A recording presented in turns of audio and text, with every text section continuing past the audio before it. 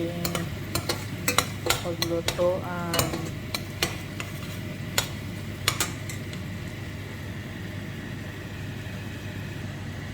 Lagay natin yung hipon. Ayan.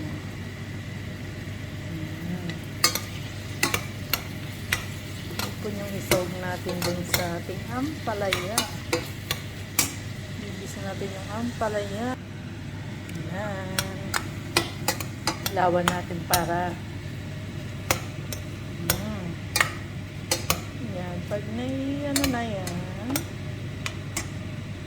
lagyan natin ang apoy. Ayan.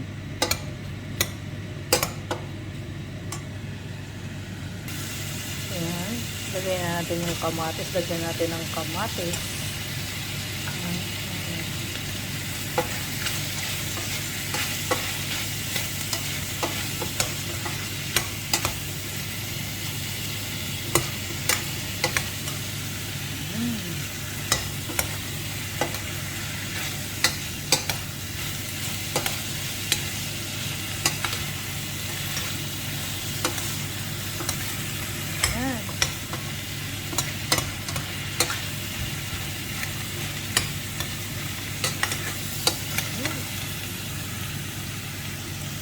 Hanggang sa maluto.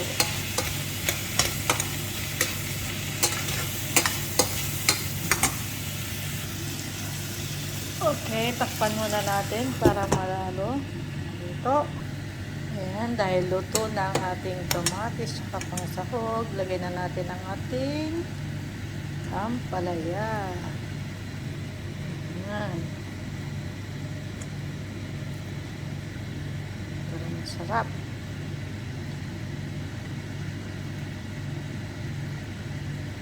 Ayan.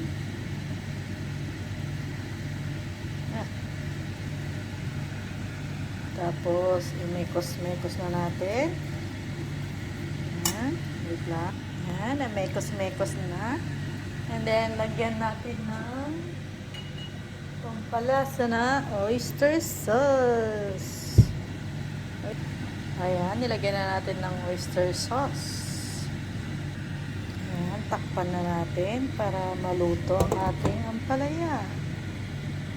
Ayan na ang ating masarap na ampalaya na may hipon, ginisang hipon at ampalaya. Ayan. Pwede na to, diba? Oh. Ayan ang ating yummy.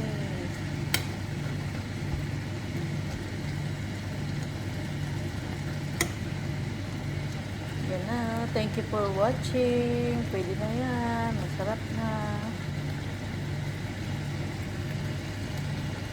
Hindi natin lagi ng paminta kasi hindi ko makuha.